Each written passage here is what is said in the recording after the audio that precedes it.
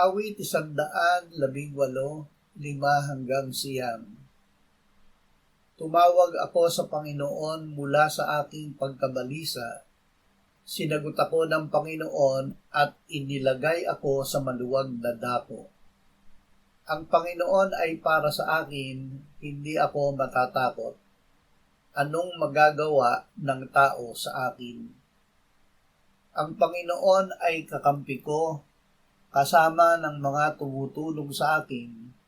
Ako'y titinging may pagtatagumpay sa mga napopoot sa akin. Higit na mabuti ang manganlong sa Panginoon kaysa magtiwala sa tao. Higit na mabuti ang manganlong sa Panginoon kaysa magtiwala sa mga pinuno. Inilagay sa maluwag na dako.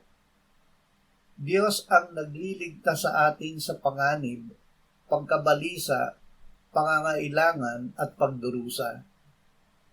Pinalaya ng Diyos ang Israel mula sa pagkaalipin sa Ehipto at dinala sa Kanaan ang lupang pangako na dinadaluyan ng gatas at pulot-pukyutan. Ito ang kanilang maluwag na dako. Tayo ay pinalaya ng Diyos sa kaharian ng kadiliman at inilipat sa kaharian ng kanyang anak.